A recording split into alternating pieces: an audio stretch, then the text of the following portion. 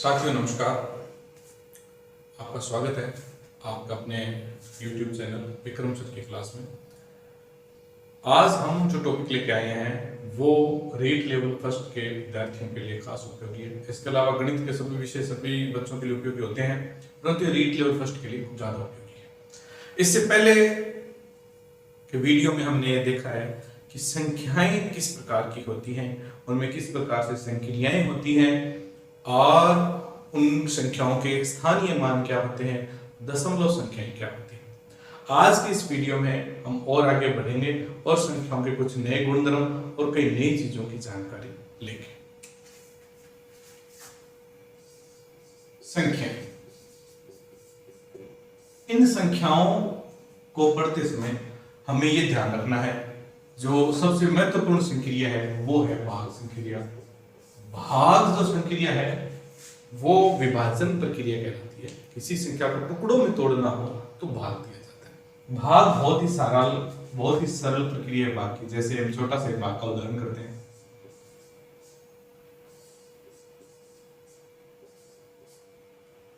इस संख्या के अंदर हम भाग दे रहे हैं 15 का।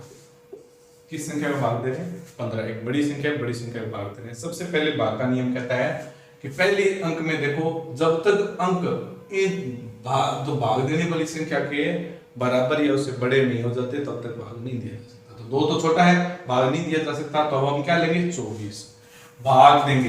भाग देने के लिए 15 का पहाड़ा पढ़ा जाएगा। जितनी बार पहाड़ा पढ़ेंगे यहाँ लिखेंगे। और पहाड़ा कहां तक पढ़ना है?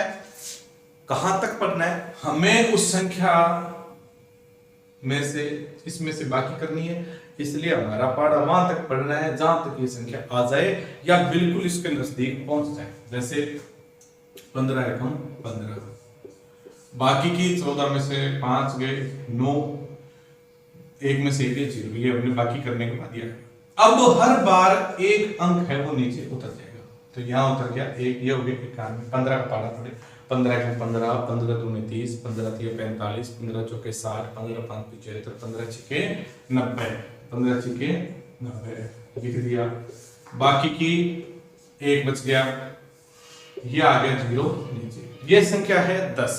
भाग देते समय यहां जो संख्या है वो इस संख्या के बराबर या इससे बड़ी होनी चाहिए, पर ऐसा तो नहीं है, यह तो इससे छोटी है। अब क्या किया जाए?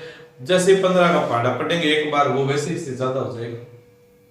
तो अब हमें और संख्या चाहिए। देखो संख्या हमारे पास ऊपर पड़ी है, इन्हें नीचे उतारना बाकी। एक संख्या तो अपने आप नीचे उतर गई है, अब हमें एक्स्ट्रा संख्या चाहिए। इस संख्या को हमें नीचे उतारना है। इस संख्या को नीचे उतारने के लिए हमें सबसे पहले यहाँ 0 लगाना पड़ेगा। 0 क्यों लगाना पड़ेगा? इस संख्या के नीचे की जगह खाली करने के लिए। 0 लगाने का मतलब है कि हम प्रक्रिया में आगे बढ़ गए हैं और ये अंक तुरंत नीचे आ जाएगा।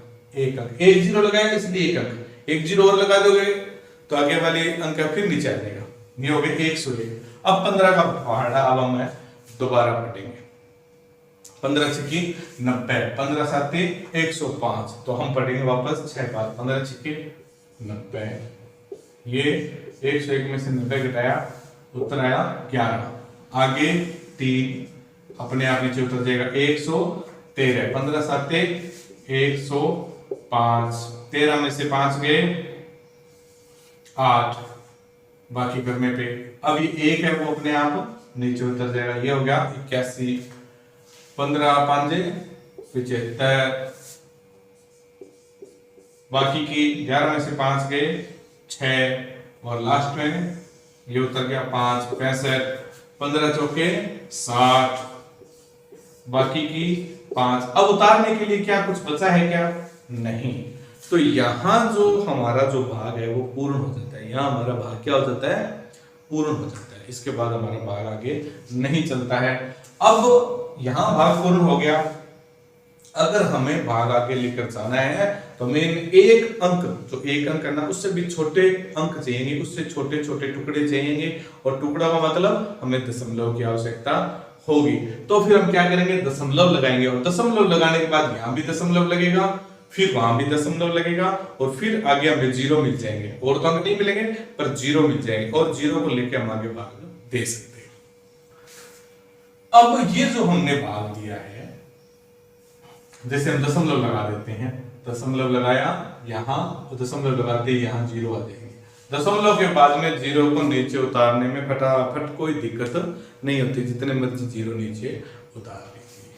तो यहाँ एक जीरो नीचे उतरेगा 50, तो यहाँ भी दशमलव लग जाएगा क्योंकि सवाल में दशमलव लग चुका है। अब 15 का पाड़ा पढ़ेंगे, 15 दूनी 30, 15 दिया 45, बाकी की फिर क्या है 5, आगे से क्या उतरेगा 0 50, उसके बाद में वापस 15 दिया 45, बाकी की फिर 5, ये इस प्रकार भाग चलता रहेगा और आगे यहाँ संख्या है वो भी चलती रहेगी। तो ये है दशमलव के बाद सवाल कैसे करते हैं। ये हो गया हमारा भाग। एक बार आप सबको दोबारा से दोहरान हो गया कि भाग कैसे देना है। भाग जब जाना बंद हो जाए तो क्या किया जाता है, कब तक भाग दिया जाता है।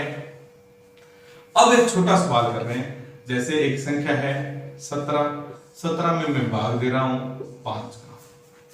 17 में किसका भाग दिया जा रहा है 5 का।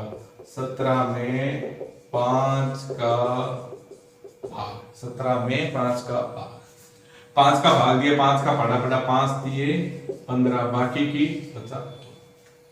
अब इस संख्या, ये जो संख्या हमारे पास आई है ना, ये जो है इसके अंदर कई संख्याएं हैं। एक संख्या तो हमारा 16, 17, एक ये संख्या जिसके अंदर हमें भाग देना है, 5 जिसका हमने भाग दिया है। भाग देने के बाद हमने पहाड़ा कहां तक पढ़ा था, 3 तक पढ़ा था, तो 3, और लास्ट में हमारे पास बचा क्या है, वो है 2 जिसे हम बोलते हैं शेष।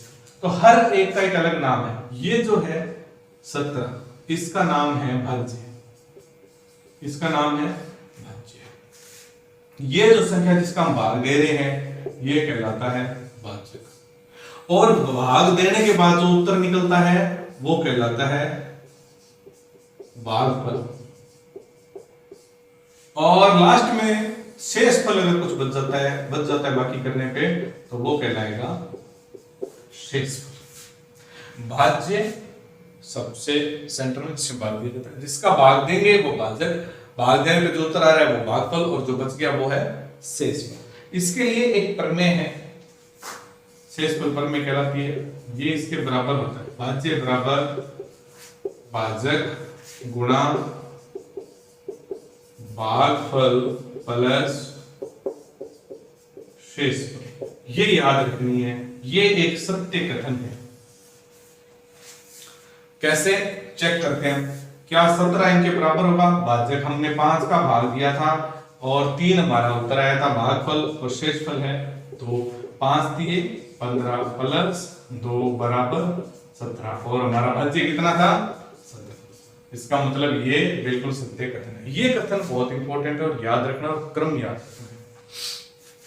किस क्रम में होता है, किस स्थिति को क्या कहा जाता है, ऐसा ना हो कमी से भाजक कर दे। ये भाज्य है, ये भाजक है, ये भागफल और ये शेषफल। इस पर प्रश्न अक्सर आते हैं बीट के एग्जाम के अंदर।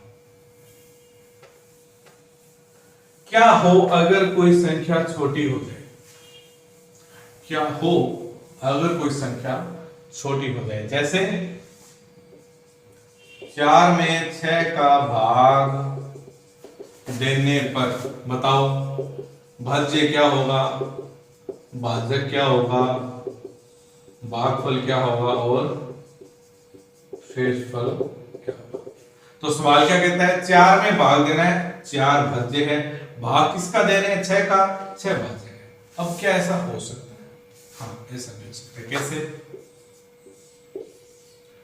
4 में 6 का भाग क्या जा सकता है, हाँ किस प्रकार जाएगा।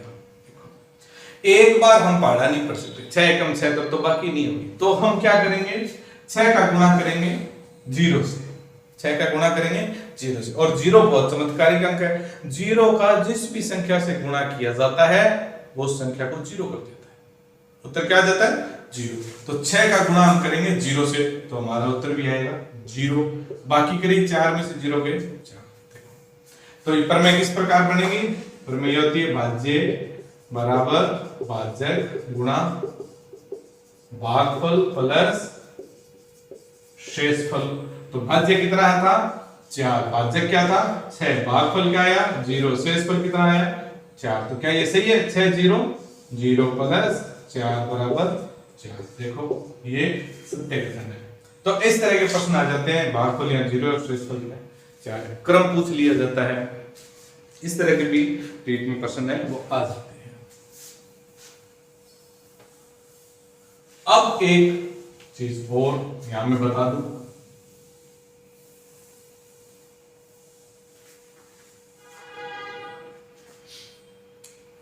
अभी जो हमने सवाल किया था 17 में भाग दिया था 5 का, भाग देने पर क्या आया था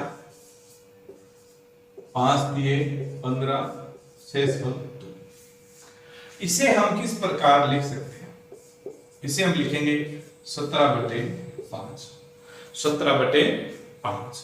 और इसे, इस संख्या को जो हमारा उत्तर है इसको और किस प्रकार लिख सकते हैं, इसको इस प्रकार लिख सकते हैं, देखो जो यहां उत्तर है 3 यही रहेगा, इसके आगे एक लाइन खींचेंगे और ये जो संख्या है ऐसे घूमेंगे, ऐसे 3 लिख दिया, उसके बाद में क्या रहा है 2, ये रहा 2, और भाग किसका दिया था 5 का, नीचे 5, इसे हम क्या लिखेंगे 3 सही 2/5। नियम वही ऐसे, इसका मतलब 5 का 3 के साथ गुणा और जो उत्तर आएगा उसका इसके साथ जोड़। तो कैसे लिखेंगे 5 दिया 15 और 2 जोड़ा तो कितना आया 17/5, और ये जो ये अंक है वो का वो नीचे रहेगा। ये जो हमने किया है ना, एक तो ये संबंध आपस में ध्यान रखना। यहां एक और चीज बता देता हूं और अपना नया टॉपिक स्टार्ट भी हो रहा है, वो है भिन्न।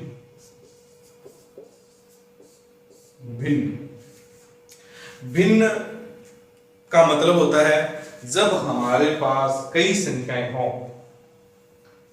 और हम चुने, या हमारे पास कई टुकड़े हैं और उन टुकड़ों में से हम कुछ टुकड़े चुनते हैं, तो भिन्न का प्रयोग होता है। जैसे हमने दशमलव में किया था, 0 से 1 के बीच में 10 टुकड़े किए, या 1 से 2 के बीच में 10 टुकड़े की, मान लो 0 से 1 के बीच में 10 टुकड़े किए, और ये पहला दूसरे टुकड़े को क्या कहेंगे 0.2, 0.2। इसे दर्शाते कैसे हैं 0.2 या फिर 2/10। इसका मतलब क्या है 10 टुकड़े थे उसमें से 2 टुकड़े लिए गए हैं, और ये है भिन्न का शाब्दिक अर्थ, कितने टुकड़ों में से कितने टुकड़े लिए गए हैं। भिन्न के अंदर 2 चीज होती है, एक संख्या ऊपर होती है और एक संख्या नीचे होती है, और दोनों की दोनों धनात्मक होती है, दोनों की दोनों धनात्मक होती है, ऋणात्मक नहीं होती, क्योंकि टुकड़े ऋणात्मक नहीं हो सकते। टुकड़े एक भौतिक वस्तु है, भौतिक वस्तु कभी भी ऋणात्मक नहीं हो सकती। नीचे वाला जो संख्या उसे हर बोलेंगे, ऊपर वाली संख्या को क्या बोलेंगे अंश। तो यहां जो ये है 17 क्या है, ये अंश है, ये 5 क्या है हर है, हर हमेशा एक साइड रह रहा है, नीचे ही रह रहा है। अब भिन्न 2 प्रकार की होती है, एक उचित भिन्न, कब जब अंश है ये क्या हो छोटा हो और जो हर है वो क्या हो बड़ा। मतलब क्या है, जैसे हम जब कोई सामान लेके आते हैं तो हमारा वजन अगर 50 किलो का है या 60 किलो का है तो हम 10-20 किलो तक का सामान है वो ऊपर उठा सकते हैं। मतलब ऊपर हमारे वजन कम है, नीचे हम मजबूत हैं तो सही है।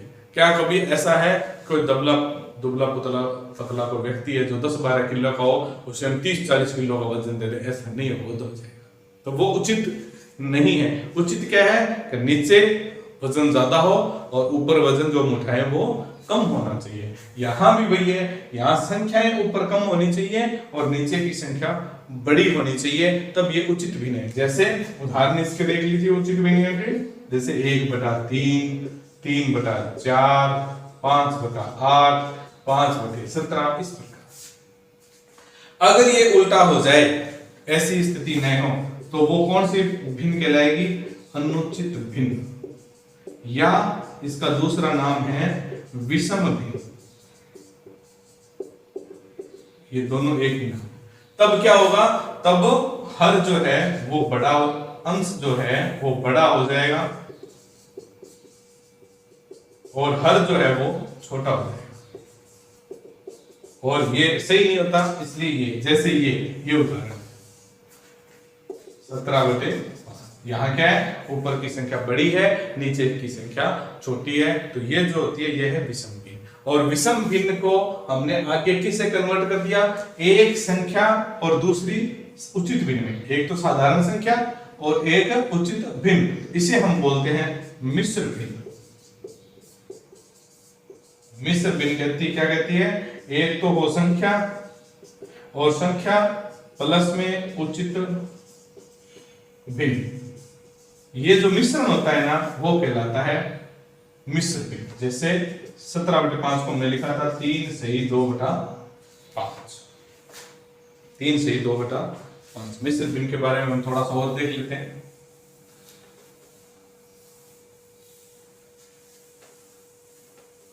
देखो भाग से क्रिया करते करते हम भिन्नों में पहुंच गए। मिश्र भिन्न की क्या खास बात है, कई बार इस प्रकार के सवाल हो जाते हैं। देखो एक तो जो मिश्र भिन्न है ना, जैसे 3 सही 2/5, तो इसका मतलब क्या है, इसका मतलब एक तो ये है 17/5, 5 दिया 15 प्लस 2 17/5। एक मतलब और है इसका मतलब एक और क्या है 3 प्लस में 2/5, 3 प्लस में 2/5, मतलब इनके बीच में कौन सा चिन्ह होता है, प्लस का चिन्ह होता है, जो दिखाई नहीं देता। अगर हम चाहें तो इनको अलग अलग भी लिख सकते हैं, 3 अलग और 2/5 अलग। कई बार इस प्रकार के प्रश्न आते हैं, किस प्रकार के, 3 से 2/5 प्लस 1 से 1/5 प्लस 4 से 2/5 हल करो। तो अब हमें इसको हल करो, इसके लिए हमें इन्हें इस भिन्नों में बदलने की आवश्यकता नहीं। हम क्या करेंगे, पहले इनको जोड़ेंगे, 3 और 1 4 और 4 8। अब इनको जोड़ेंगे 2/5 प्लस 1/5 प्लस 2/5, 2/5 प्लस 1/5 प्लस 2/5। सबके नीचे 5 है, 2 और 1 3 और 2 5, 5/5 1, 8 प्लस 1 बराबर 9। ये हमारा। तो मिश्र भिन्नों में ये ध्यान रखना है कि जो भिन्न है अगर हम इनको अलग अलग करें तो जोड़ का निशान इनके बीच में आ सकता है। ये है मिश्र भिन्न। अब हम भिन्नों को पढ़ते समय पीछे जो संख्याएं थी उनमें एक चीज छोड़ के आए जिसे यहां पढ़ना पड़ेगा। वो क्या चीज है वो देख लो। जैसे हम जो संक्रिया कर रहे थे ना, बाकी संक्रिया में से हमारे पास भिन्न निकल के आ गई। अभी हम एक गुणा और भाग इनसे संबंधित एक गुणधर्म है। क्या है, गुणा से तो बनता है गुणज, और भाग का मतलब विभाजन करना, उसके टुकड़े करना, तो इससे बनता है गुणनखंड। इससे क्या बनता है, गुणनखंड। अब ये किस प्रकार है, गुणज का मतलब साधारण सा मतलब तो हम कहते हैं पहाड़े, या इसे हम कहते हैं गुणा करने से प्राप्त राशि या संख्या। और गुणनखंड का मतलब है भाग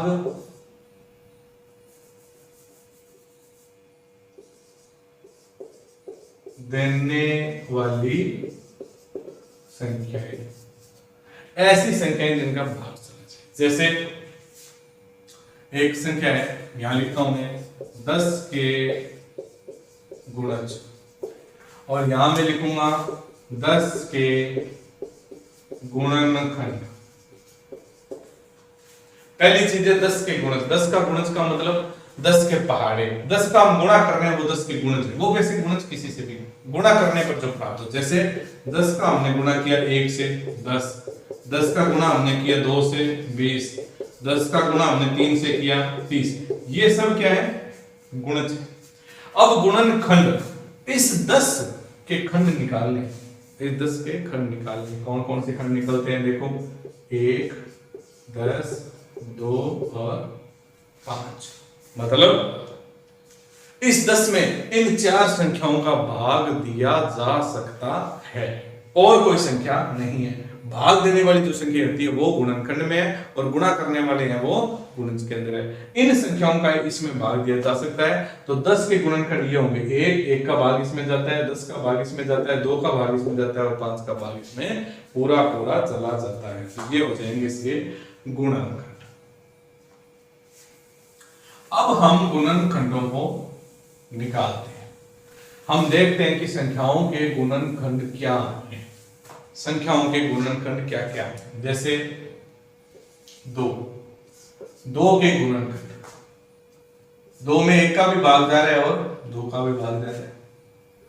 3 के गुणनखंड, 1 का भी भाग जा रहा है और 3 का भी भाग जा रहा है। 4 के गुणनखंड, 1 का भी भाग जा रहा है, 4 का भी भाग जा रहा है और साथ में 2 का भी भाग जा रहा है। 5 के गुणनखंड, 1 का भाग जा रहा है और 5 का भाग जा रहा है। 6 के गुणनखंड, 1 का भाग जा रहा है, 6 का भाग जा रहा है, 2 का भी भाग जा रहा है और 3 का भी इसमें भाग जाता है। 2 तिया 6, 3 दूनी 6, 6 एकम 6। अब संख्या 7 में 1 का जा रहा है और 7 का जा रहा है। और संख्या लेते हैं जैसे 8 में 1 का भाग और 8 का भाग तो जाता ही है, इसके अलावा 2 का भाग भी जाता है, 2 चौके 8 और 4 का भाग भी जाता है, 4 दूनी 8। अब संख्या लेते हैं 9 के अंदर 1 का भाग जा रहा है, 9 का भाग जा रहा है, इसके साथ साथ इसमें 3 का भी भाग जा रहा है। अब हम संख्या ले रहे हैं 10 में 1 का भी भाग जा रहा है, 10 का भाग जा रहा है, 2 का भी भाग जा रहा है और 5 का भी भाग जा रहा है। संख्या ले रहे हैं 11, इसमें 1 का और 11 का भाग जा रहा है। संख्या ले ली हमने 12 के अंदर 1 का भाग जा रहा है, 12 का भाग जा रहा है, 2 छिके 12, 3 चौके 12, इन सभी संख्याओं का इनके अंदर भाग जा रहा है। अब इन संख्याओं को देखने से एक नई चीज और सामने आती है, वो क्या चीज है? इन संख्याओं को देखने से एक नई चीज सामने आती है और वो क्या चीज है? वो है कि इन संख्याओं में हर एक संख्या के, देख लेना, हर एक संख्या के 2 गुणनखंड अवश्य होते हैं। कौन कौन से? एक तो है 1 और एक वो संख्या है जो स्वयं। एक तो है 1 और एक वो संख्या है स्वयं। जैसे 2, 1 तो है ही, देखो 1 सब में है, और अगर 2 है तो 2 सब में है, 3 है तो 3, 4 है तो 4, 5 है तो 5, 6 है तो 6, 7 है तो 7, 12 है तो 12, 11 है तो 11, 10 है तो 10, 9 है तो 9, 8 है तो 8। ये तो पक्की है, हर किसी में 1 जरूर है, और जो सवाल है, जो संख्या है, वो संख्या भी उसके अंदर मिल रही है। तो 2 गुणनखंड हर किसी के होते हैं। और कुछ संख्याएं ऐसी हैं जिनके केवल 2 ही गुणनखंड हैं। 2 तो हर किसी के होते ही हैं, और कुछ संख्याएं ऐसी जिनके केवल 2 ही गुणनखंड है, 2 से ज्यादा नहीं है। 2 ही होते हैं और उनके सिर्फ 2 ही हैं। जैसे कुछ विशेष संख्याएं, ये 2, 3, 5, 7, 11, बस यहां तक तो इतनी संख्या है। आगे संख्याएं और आ जाएंगी। तो यहां कौन कौन सी संख्या मिलेगी? 2, 3, 5, 7, 11। ये जो संख्याएं हैं, इन सब के अभी तक यहाँ और भी खूब सारी संख्याएं, इन संख्याओं के क्या है? केवल 2 ही गुणनखंड हैं। केवल 2 ही गुणनखंड है। इन संख्याओं को अभाज्य संख्या कहा जाता है।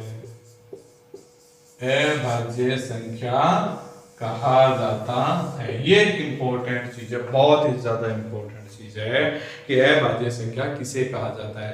अभाज्य संख्या क्या है? वो संख्याएं जिनके केवल 2 ही गुणनखंड हैं। केवल 2 ही गुणनखंड हैं, दोनों अलग अलग हैं। और वो कौन कौन से गुणनखंड है? एक तो है 1 और एक वो संख्या स्वयं। दोनों अलग अलग गुणनखंड हैं और केवल 2 ही गुणनखंड हैं। वो सारी संख्याएं अभाज्य संख्याएं ही कहलाती हैं। तो ये जो बाकी संख्याएं बच गई, ये क्या है? ऐसी संख्याएं ऐसी संख्याएं जिनके 2 से ज्यादा गुणनखंड है, 2 से ज्यादा गुणनखंड है, उनको क्या कहेंगे? उनको कहेंगे भाज्य संख्याएं। क्या कहेंगे?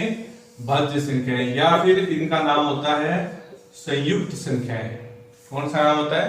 संयुक्त संख्याएं, क्योंकि ये मिली हुई है। क्या मिली हुई है? इसके अंदर गुणनखंड ज्यादा मिले हुए हैं। तो 2 प्रकार की संख्याएं हैं यहाँ, अभाज्य संख्याएं और दूसरी भाज्य या संयुक्त संख्याएं। अभाज्य संख्याएं कौन सी हैं? जिन संख्याओं के केवल 2 ही गुणनखंड हैं, एक और वो संख्या स्वयं, वो अभाज्य संख्याएं हैं। और जिन संख्याओं के गुणनखंड 2 से ज्यादा है, वो भाज्य संख्याएं हैं। यहां एक अति महत्वपूर्ण प्रश्न बनता है। प्रश्न ये है कि सबसे छोटी अभाज्य संख्या कौन सी है? सबसे छोटी अभाज्य संख्या कौन सी है? जितनी भी संख्याएं हैं उनमें सबसे छोटी अभाज्य संख्या, सबसे छोटी अभाज्य संख्या, तो ये कौन सी होती है? ये है 2। अब यहां आप गौर करोगे कि 1 कहां चला गया? इसका कहीं जिक्र ही नहीं आ रहा। 1 को लिखें। क्या 1 के गुणनखंड नहीं होते हैं? होते हैं। 1 का गुणनखंड होता है 1। 1 में 1 का भाग तो जाता ही है, पर इसका केवल 1 ही गुणनखंड होता है, 1। दूसरा गुणनखंड ही नहीं है। मतलब जो हमने कहा था कि हर एक संख्या के 2 गुणनखंड होते हैं, उसके लिए ये अपवाद है संख्या 1। इसका केवल 1 ही गुणनखंड है, वो क्या है? 1। तो इस संख्या को, मतलब ये जो 1 है, ये ना तो भाज्य है और ना ही अभाज्य। न ये भाज्य है और न ही अभाज्य। क्यों? कई बार प्रश्न पूछ लिया जाता है सबसे छोटी अभाज्य संख्या कौन सी होगी, और उसमें ये ऑप्शन आ जाएगा, क्या था? 1 2 3 4। और ऐसा सवाल देखते हैं तो हम भूल जाते हैं, हमें 1 दिखता है और हम सबसे छोटी संख्या 1 पर टिक कर देते हैं, परंतु हमारा उत्तर क्या होगा? 2। सबसे छोटी भाज्य संख्या में हम कहां चले जाएंगे? 4 पर। ये कुछ प्रश्न है भाज्य और अभाज्य संख्या। अब बात आती है अभाज्य गुणनखंड की। बहुत ही ज्यादा महत्वपूर्ण है। महत्वपूर्ण क्यों? क्योंकि ये लगभग सवालों में यूज होगा। अभाज्य गुणनखंड कैसे निकालना है और क्या होते हैं। जैसे 10 के गुणनखंड हमने अभी पढ़े थे। 10 के गुणनखंड 1 10 2 और 5, परंतु 10 के अभाज्य गुणनखंड, एक तो अभाज्य गुणनखंड हमेशा गुणा के रूप में होते हैं। किसके रूप में होते हैं? गुणा के रूप में होता है। गुणा के रूप में उन्हें लिखा जाता है। दूसरी चीज, उनके अंदर सिर्फ अभाज्य संख्याएं होंगी। अभाज्य संख्या मतलब उनके अंदर 2 मिलेगा, 3 मिलेगा, 5 7 11 13 17 19 23 इस प्रकार की संख्याएं मिलेंगी। बीच की संख्या गायब हो जाएगी। जैसे 10 के अभाज्य गुणनखंड निकालने हैं तो हम कैसे करेंगे? हल कैसे करेंगे? 10 लिखेंगे, लाइन खींचेंगे। सबसे पहले मैंने अभाज्य संख्याओं में से देखेंगे इसमें किसका भाग जा सकता है। ट्राई करेंगे 2 का। क्या 2 का भाग जा रहा है? हाँ जी, 2 का भाग दिया, उत्तर आ गया 5। उत्तर आ गया 5। अब इसमें 2 का भाग नहीं जा रहा, 3 का भाग नहीं जा रहा, सीधा किसका जा रहा है? 5 का। 5 1 5 1। ये तो न भाज्य न अभाज्य, इसलिए यहां सवाल हमारा खत्म। अब इसको लिखेंगे कैसे? 2 गुणा 5। 10 के अभाज्य गुणनखंड 10 बराबर 2 गुणा 5। जो यहां संख्या है उनको गुणा के रूप में लिख देते हैं। ये है अभाज्य गुणनखंड को ज्ञात करने का तरीका। इसका एक उदाहरण मैं और दे देता हूं अभाज्य गुणनखंड करने का। उसके बाद कई महत्वपूर्ण चीजें हैं वो आने लगेगी। जैसे एक प्रश्न है,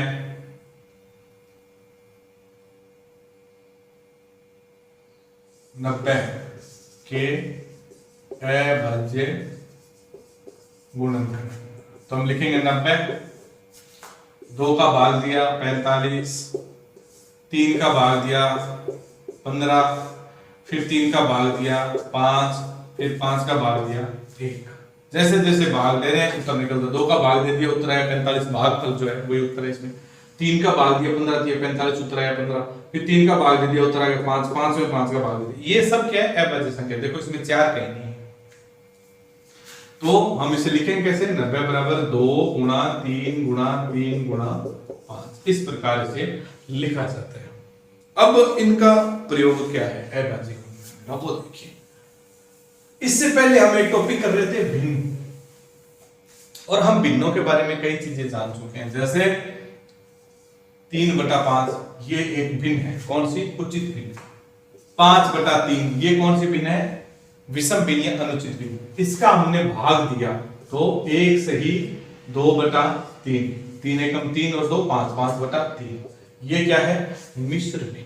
क्या है, मिश्र भिन्न। इसका मतलब है 1 + 2/3। अब हम इन भिन्नों का सबसे पहले निकालेंगे तुल्य भिन्न।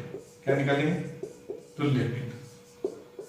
तुल्य भिन्न दिखने में एक जैसी नहीं होती, परंतु अनुपातिक रूप से वो एक जैसी होती है। अनुपातिक का मतलब है कि भिन्न का जो भाग देने पे उत्तर आ रहा है ना, भिन्न क्या है, भाग की फॉर्म है, भाग देने पे जो उत्तर आएगा ना वही इसमें रहेगा। जैसे ये पसंद है 3/5, 3/5 की तुल्य भिन्न। देखो 3 भिन्न कैसे निकालते हैं, इसको 1/1 से गुणा किया, क्या फर्क पड़ा, कोई फर्क पड़ा नहीं पड़ा। 1 से गुणा करने पर कोई फर्क पड़ता है क्या, कोई फर्क नहीं पड़ता है। अब देखो 3/5 को मैंने गुणा कर दिया 2/2 से, 2 का 2 में भाग देंगे उत्तर क्या आएगा 1, और 1 से गुणा करने पर कोई फर्क पड़ता ही नहीं। इसका मतलब हमारे उत्तर में कोई भी फर्क नहीं पड़ना चाहिए। और गुणा करो, 3 का 2 से गुणा 3 दूनी 6, 5 का 2 से गुणा 5 दूनी 10। इसका मतलब 3/5 बराबर है 6/10 के। ये दोनों बराबर है, दिखने में बराबर नहीं है परंतु इनका भावार्थ एक ही है। आनुपातिक रूप से ये एक है। इसमें क्या है, एक्स्ट्रा 2, ऊपर भी 2 का गुणा है, नीचे भी 2 का गुणा है। हम वो चाहे तो काट देंगे और वापस ये संख्या प्राप्त कर सकते हैं। ये है तुल्य भिन्न। तुल्य भिन्न हल करने के बाद क्या क्या ऑप्शन बचते हैं हमारे पास, वो देखो। भिन्नों का सरलीकरण, कई बार क्या बड़ी सी भिन्न हमारे सामने आ जाती है, जैसे 120/360। अब क्या है, न तो हमें 120 का भाग आता न 360 का भाग आता, तो हम ऐसे में क्या करें, हमें इनको छोटा करना पड़ेगा। पहला नियम तो ये है, अगर 0 मिल जाए, 0 के बाद में कोई अंक ना हो तो हम 0 को काट सकते हैं, ये पहला नियम है। तो हम काट भी देंगे तो 12/36 बच जाएगा। दूसरा, कोई भी संख्या और उसको हमें सरल करना है भिन्न के रूप में, तो कैसे करेंगे, 120 के अभाज्य गुणनखंड निकालेंगे और 360 के अभाज्य गुणनखंड। 120 के अभाज्य गुणनखंड, 2 का भाग दिया 60, 2 का भाग दिया 30, 2 का भाग दिया 15, 3 का भाग दिया 5, 5 का भाग दिया 1। 120 की जगह लिख देंगे 2 गुना 2 गुना 2 गुना 3 गुना 5। अब है 360, 360 में भाग दिया 2 का 180, फिर 2 का भाग दिया 90, फिर 2 का भाग दिया 45 दूनी 90, फिर 3 का भाग दिया 15 दिया 45, फिर 3 का भाग दिया 5 दिया 15, फिर 5 का भाग दिया 1।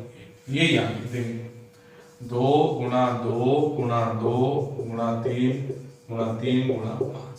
अब जो एक जैसी चीज है वो काट देंगे, 2 से 2 कट गया, इस 2 से 2 कट गया, इस 2 से 2 कट गया, 3 से 3 कट गया, 5 से 5 कट गया, ऊपर कुछ बचा नहीं तो 1, कुछ नहीं बचा तो 1। 0 नहीं कर सकते क्योंकि सवाल किसमें है, गुणा में है। और नीचे क्या बच गया 3, तो इस संख्या को हम क्या लिख सकते हैं 3। और ये क्या है 120/360 की 1/3 क्या है, तुल्य भिन्न। क्या है, तुल्य भिन्न। तो ये भिन्नों का सरलीकरण भी होगा।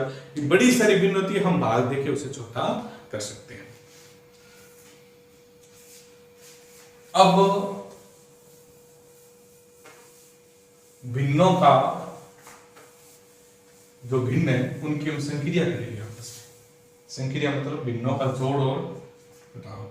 जोड़ और घटाव करने से पहले एक चीज और मैं बता देता हूं, जिसे हम बोलते हैं लसक, और एक होता है मैसक। ये है लघुत्तम समापवर्त्य, और ये है महत्तम समापवर्तक।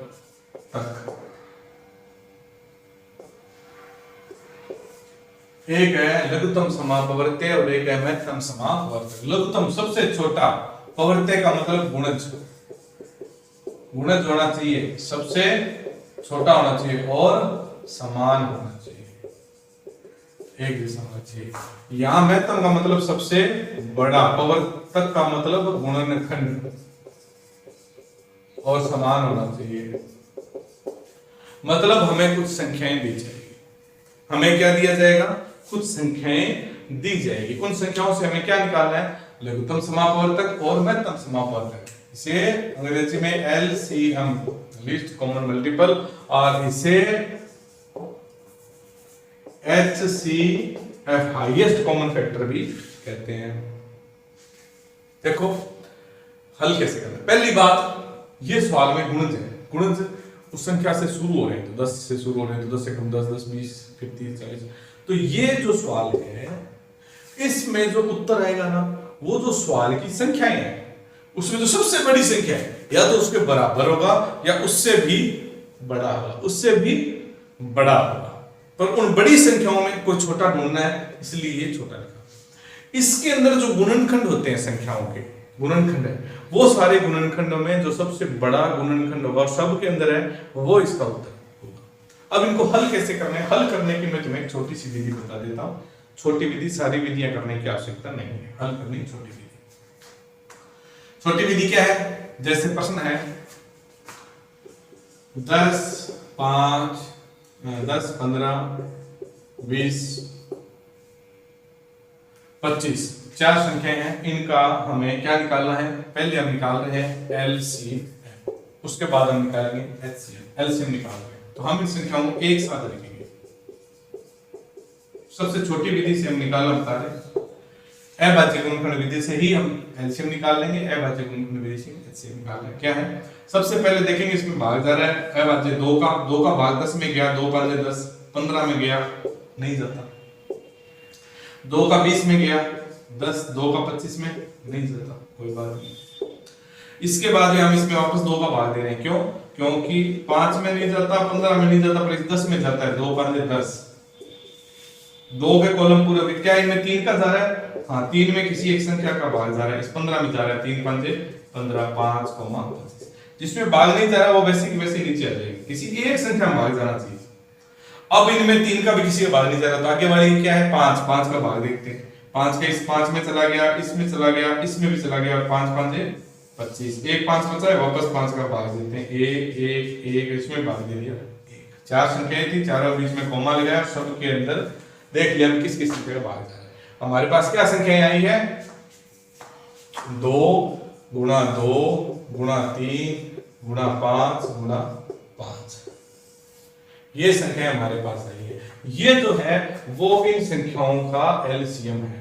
तो 2 दूनी 4, 4 तिया 12, 12 पंजे 60, 60 पंजे 300। 300 जो होगा वो क्या होगा, LCM होगा। क्या होगा, LCM, इन संख्याओं का LCM। अब बात आती है HCF की। HCF कैसे निकालें, संख्याएं वही है 10, 15, 20, 25। नियम क्या है, इसमें नियम था कि हम कोई ऐसी अभाज्य संख्या लेंगे जिसका किसी एक संख्या में भाग चलता हो, किसी एक संख्या एक में भी जा रहा है दे दो, जैसे 2 का 1 में जा रहा है ना, न्यूनतम से शुरू करते हैं तो दे दो। इसके अंदर हम वो संख्या लेंगे जिसका भाग सब में जा रहा है, जिसका भाग सभी में जा रहा हो। जैसे सबसे पहले हम लेते हैं 5, 2 का भाग तो इस 15 में नहीं जाता है, 3 का भाग 15 में जाता है, 10 में नहीं जाता है, तो हम ले रहे हैं 3 के बाद में 5, 5 का भाग दे रहे हैं, 5 दूनी 10, 5 दिया 15, 5 चौके 20 और 5 पंजे 25।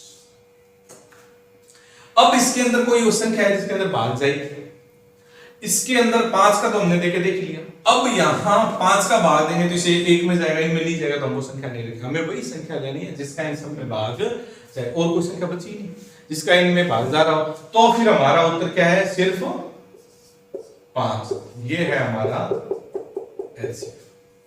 तो हम LCM और HCF एक ही विधि से ज्ञात कर सकते हैं। बस ध्यान रखना है एलसीएम में सारी संख्या लेनी है, एचसीएफ में सिर्फ उस संख्या का भाग देना है जो सभी में भाग जाता हो। अगर कोई ऐसी संख्या है भाग नहीं जाता, जैसे एक और इसमें उदाहरण ले लेता हूं,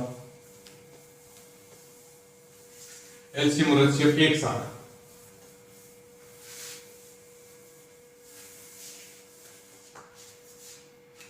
जैसे संख्या है 10 और 21, दो संख्याएं, इनका एलसीएम तो 10,21 भाग दिया। सबसे पहले दो का इसमें जा रहा है, 5 इसमें नहीं जा रहा, कोई बात नहीं। 3 का जा रहा है क्या, 3 का 5 में नहीं जा रहा, पर इसमें जा रहा है, 3 7 21। अब 5 का दिया 1 और 7, अब 7 का दिया 1 और 1, सबको लिख दिया 2 गुणा 3 गुणा 5 गुणा 7, 2 3 6 6 5 30 30 7 210। ये हमारा एलसीएम। अब बात आ रही है एचसीएफ की, 10,21 भाग दे रहे हैं, 2 का इसमें जाता है इसमें नहीं जाता, छोड़ दो, संख्या यही तो थी, 5 7 11 13, यही तो है संख्या। सबसे छोटी संख्या 10 है, 10 से ऊपर जाने नहीं है। 2 का दिया इसमें जाता है इसमें नहीं जाता, काट दो। 3 का दिया इसमें भी नहीं जाता इसमें जाता है, हम दोनों भेजना है। 5 का इसमें जाता है इसमें नहीं जाता, 7 का इसमें जाता है इसमें नहीं जाता, आगे तो ये 10 से ऊपर की संख्या होगी तो लेनी नहीं।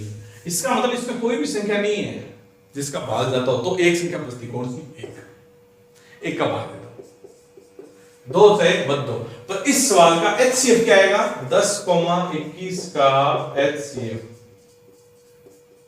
क्योंकि कुछ भी कॉमन नहीं आ रहा इसलिए एक तो आता ही है, एक तो आता ही है। अब एक और खास बात, अगर संख्याएं सिर्फ 2 है, अगर संख्याएं सिर्फ 2 है, केवल 2 ही संख्याएं हैं, केवल 2 संख्याएं हैं, केवल 2 संख्याएं हैं, तो इनका जो एलसीएम आएगा ना उसको गुणा कर दो एचसीएफ से, एलसीएम को किससे गुणा कर दो, एचसीएफ से। ये बराबर होगा पहली संख्या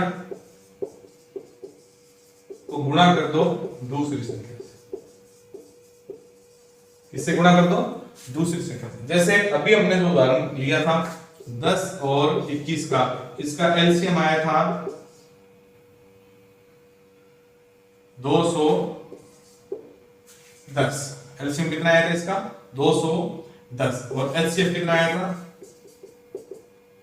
1। अब देखो अगर इनका गुणा करें तो 210 गुणा 1, ये आ गया 210। अब यहां क्या है, पहली संख्या क्या है 10, दूसरी संख्या क्या है 21, इनका गुणा करा 21 का 10 से, 21 का 1 से गुणा किया 21 और 1 है 0, ये भी क्या है 200 और 10। तो ऐसी कोई कंडीशन हो जब केवल 2 ही संख्याएं हैं तो उनके एचसीएफ और एलसीएम को गुणा करने पर दोनों संख्याओं के गुणनफल के बराबर संख्या आती है। इससे संबंधित कई प्रश्न आते हैं, कैसे आते हैं, एक संख्या इसमें से गायब कर देंगे और उत्तर निकालेंगे। जैसे यही सवाल है, जैसे 2 संख्याओं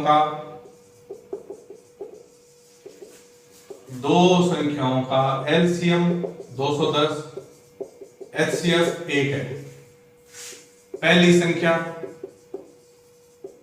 10 है तो दूसरी संख्या ज्ञात करो, दूसरी संख्या ज्ञात, इस तरह के सवाल पूछे जा सकते हैं। तो फिर हम क्या करेंगे, वही नियम, इनका गुणा इनके बराबर है, 210 गुणा 1 बराबर होगा 10 गुणा दूसरी संख्या के। अब ये बराबर हो गया, हमें क्या ज्ञात करना है, दूसरी संख्या ज्ञात करनी है, तो इसको हम इधर भेज देंगे। ये यहां गुणा में हो रहा है, जैसे बराबर का निशान क्रॉस करेगी, टपके इधर आएगी, तो क्या होगा, अगर जोड़ हो रहा है बाकी हो जाएगी, बाकी हो रही है तो जोड़ हो जाएगा, गुणा हो रहा है तो भाग हो जाएगा, और भाग हो रहा है तो गुणा हो जाएगा, उल्टा हो जाएगा। यहाँ गुणा हो रहा है तब यहाँ क्या हो जाएगा, इसका भाग, 0 0 कट गए, उत्तर कितना आ रहा है 21, तो दूसरी संख्या क्या होगी 21। इस प्रकार के सवाल हम करने में ये कामयाबी होती है, हल करने के काम आती है। अब इसके साथ हम कर रहे हैं भिन्न, क्या कर रहे हैं, भिन्न, भिन्नों का जोड़ तथा घटाव, पहला पॉइंट। देखो भिन्न है, जैसे 3/4 प्लस 2/5 माइनस 3/10 हल करना है। इन भिन्नों को हल करते समय एक चीज ध्यान रखनी है, वो है हर समान होना चाहिए। क्या होना चाहिए? हर समान होना चाहिए। अगर हर समान नहीं है तो न तो हम इनकी तुलना कर सकते, न इनका जोड़ कर सकते, न घटाव कर सकते, कुछ नहीं कर सकते। हर समान करने के लिए हमें क्या करना है? हमें इनका एलसीएम लेना है, और जो इनका एलसीएम होगा वो इनका हर मान लेंगे। इनका एलसीएम लिया अलग से, 4, 5 और 10। हरों का एलसीएम ले रहे हैं, 2 का भाग दिया 2, 5, 5, 2 का भाग दिया 1, 5, 5, 5 का भाग दिया 1, 1 और 1, 5 दूनी 10, 10 दूनी 20। ये हो गया इसका एलसीएम। एलसीएम लिख दिए, हर का एलसीएम लिया, हर की जगह लिख दिया। अब देखो क्या करना है, नीचे की संख्या भाग में होती है, उस संख्या के इसमें भाग देना है। नीचे की संख्या भाग में होती है, उसी का इसमें क्या देना है? भाग। जो उत्तर है उसका ऊपर वाले से गुणा। हर का भाग अंश से गुणा। क्यों करते हैं? क्योंकि मैंने बताया था कि ये तभी किया जा सकता है जब हर बराबर हो। यहाँ हर है 4, बराबर करने के लिए हमें इसका चाहिए 20, तो हम क्या करेंगे? 5 से गुणा, 5 से यहाँ गुणा कर दो, 5 से यहाँ गुणा कर दो, ये प्रक्रिया अपना लो। या फिर इस 4 का भाग दे दो 20 में, उत्तर आया 5, 5 का गुणा कर दो 3 से, नीचे तो 20 पहले लिख दिया, यहाँ भी 5 हो के 20 ही होता। तो अब देखो क्या करेंगे, नीचे वाली संख्या का भाग क्या है? हर का भाग और अंश से गुणा। हर का भाग दिया 4 का भाग दिया 20 में, उत्तर आया 5, 5 का गुणा 3 से, 5 का गुणा 3 से। इसी प्रकार यहां 5 का भाग दिया 20 में, उत्तर आया 4, और 4 का गुणा 2 से। यहां माइनस का चिन्ह है, माइनस लगा दिया। 10 का भाग दिया 20 में, उत्तर आया 2, और 2 का गुणा 3 से। अब देखो नीचे तो 20 है, 5 दिए 15, 4 दूनी 8, माइनस 3 दूनी 6, 15 और 8 23, 23 में से 6 गए 17, 17/20। ये हमारा उत्तर है। इस प्रकार जोड़ और घटाव वो करने। अब एलसीएम काम में आ रहा है। एलसीएम अगर आपको निकालना आता है तो आप भिन्नों का जोड़ और घटाव कर सकते हो। अब दूसरा प्रश्न, भिन्नों की तुलना करना। भिन्नों की तुलना करना, भाई छोटी कौन सी और बड़ी कौन सी है? छोटी कौन सी और बड़ी कौन सी? हम क्या करें उसके लिए? जैसे भिन्न है 3/4, 2/3, 1/5, 6/10 और 4/,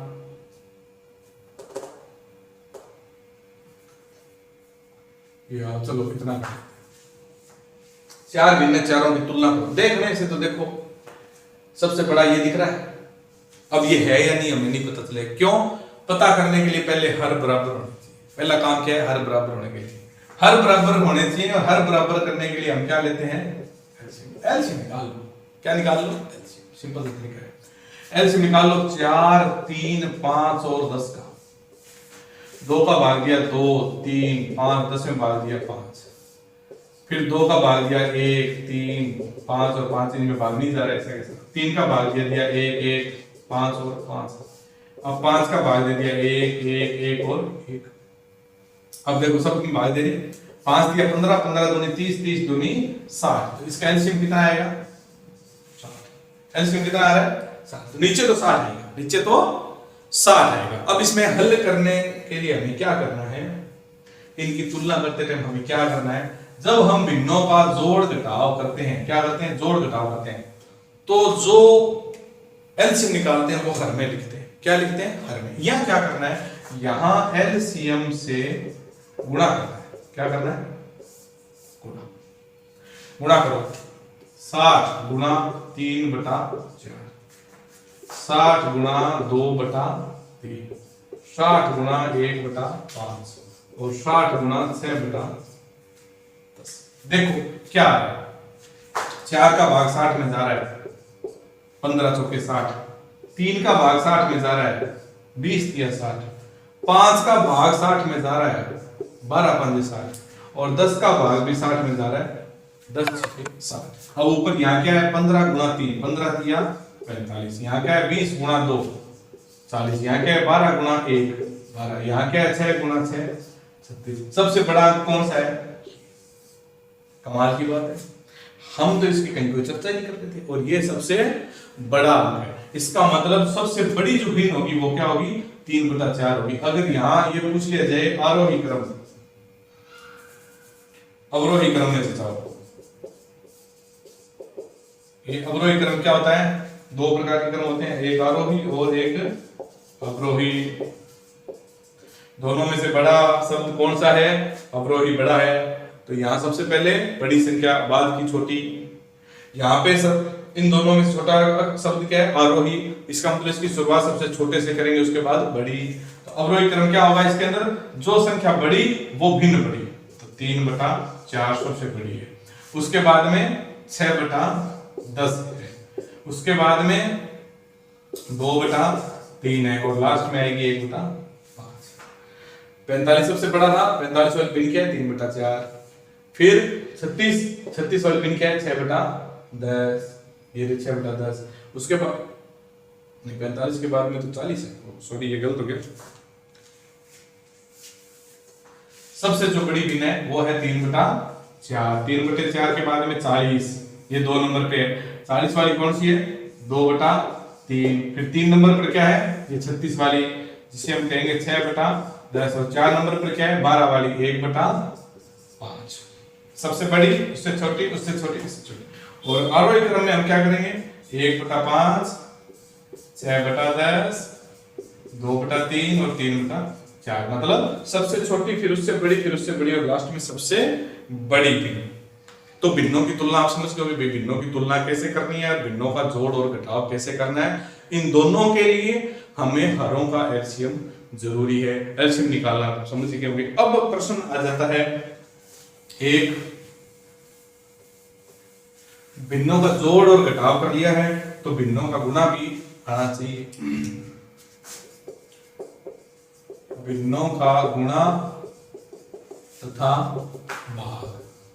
गुणा कैसे करते हैं? देखो सिंपल सी बात है, ऊपर का ऊपर और नीचे का नीचे, मतलब अंश का गुणा अंश के साथ होगा और हर का गुणा हर के साथ होगा। सिंपल सी बात है, अंश का गुणा अंश के साथ और हर का गुणा हर के साथ। जैसे 2/3 गुणा 4/5, तो हम क्या करेंगे? अंश का अंश के साथ 2 गुणा 4, हर का हर के साथ 3 गुणा 5, 4 दूनी 8, 5 दिए 15। ये हमारा उत्तर हो जाएगा। अब प्रश्न आ जाए, नहीं जी भाग करना है। क्या करना है? भाग करना है। भाग करना है तो उस भाग के सवाल को हम सबसे पहले गुणा में बदलेंगे और फिर गुणा करेंगे। गुणा में बदलेंगे कैसे? तो देख लो, भाग का सवाल है, जैसे 2/3 भाग 7/11, 7/11। तो अब हम क्या करें? इस सवाल को हल करने के लिए 2/3 तो पड़ा, इस भाग के निशान को हम कर देंगे चेंज। क्या करते हैं? गुणा। क्यों? भाग का उल्टा होता है क्या? भाग का उल्टा होता है गुणा, गुणा करती है। अगर ये गुणा जैसे हमने चेंज किया है, इसके बाद जो भिन्न आने वाली थी उसको बदल दो। बदल कैसे दो? इसका उल्टा कर दो। ये 7 ऊपर है, नीचे भेज दो इसको। ये 11 नीचे है, इसको ऊपर भेज दो, बस। अब गुणा करना हमें आता है, ऊपर का ऊपर गुणा, नीचे का नीचे गुणा। तो 2 का 11 से गुणा और 3 का 7 से गुणा, 11 दूनी 22, 7 दिया 21। ये हमारा हो गया उत्तर। इस प्रकार हम भिन्नों का गुणा और भाग है वो कर सकते हैं, भिन्नों का गुणा और भाग कर सकते हैं। अब बात आती है भिन्नों, जो पहले हमने एलसीएम लिया था ना, एलसीएम लिया था, एचसीएफ लिया था, तो भिन्नों के लिए भी एलसीएम और एचसीएफ होना चाहिए। इसके लिए भिन्नों का एलसीएम कैसे निकालेंगे और भिन्नों का एचसीएफ कैसे निकालेंगे?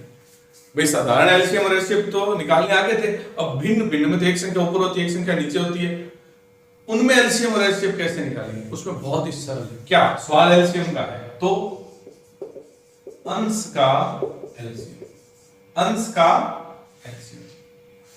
भिन्न के अंदर एक होता है अंश और एक क्या होती है? भिन्न में क्या होता है? ऊपर तो होता है अंश, नीचे क्या होता है? हर। तो सबसे पहले क्या है? एलसीएम निकाल रहे हैं, अंश का एलसीएम। एचसीएफ निकाल रहे हैं तो अंश का एलसीएम। तो भिन्न का निकालना है तो उत्तर भी किस में आएगा, भिन्न के अंदर आएगा। देखो ऊपर तो आ गया, अब हर का क्या निकालना है, जब एलसीएम ऊपर निकल गया तो नीचे हम एचसीएफ निकाल देंगे उल्टा। यहां पे हर का एलसीएम, समझ में आई बात। जो सवाल हमसे पूछा गया एलसीएम निकालना है तो अंश का एलसीएम जो पूछा गया है वही अंश में करना है और उसका उल्टा हर में करना है। एलसीएम पूछा है तो अंश का एलसीएम बटे हर का एचसीएफ मैथ सेट है। इसी प्रकार एचसीएफ पूछा है तो अंश का एचसीएफ और हर का एलसीएम। जैसे प्रश्न आ गया दो भिन्न है, 2/3 4/5 का क्या निकालना है, एलसीएम और एचसीएफ। तो यहां हम निकाल रहे हैं एलसीएम। एलसीएम निकालने के लिए हम क्या निकालेंगे, क्या करेंगे, अंशों का एलसीएम 2,4 का एलसीएम और 3,5 का एचसीएफ। यहां सवाल क्या हो जाएगा, 2,3 का एचसीएफ और 3,5 का एलसीएम। समझ में आई बात। अब 2 और 4 का एलसीएम देखो, 2,4, 2 का भाग दे दिया 2 एकम 2, 2 दूनी 4, फिर 2 का भाग दे दिया 1,1, 2 दूनी 4, 2 और 4 का एलसीएम 4। 3 और 5 में तो कुछ ही कॉमन नहीं है, कोई भी संख्या नहीं है, दोनों को भाग दिए, दोनों ही अभाज्य संख्या है तो इनका एचसीएफ 1। और यहाँ 2 और 4 का एचसीएफ, 2 और 4 में किसका भाग जा रहा है, 2 का भाग जा रहा है, दोनों में, इसमें भी जा रहा है और इसमें भी जा रहा है 2। और 3 और 5 का एलसीएम 3 5 15। तो ये इन दोनों के उत्तर हो जाएंगे और इन दोनों में वो नियम भी लागू होगा, कौन सा, एलसीएम गुणा एचसीएफ बराबर होगा दोनों संख्याओं के गुणा के।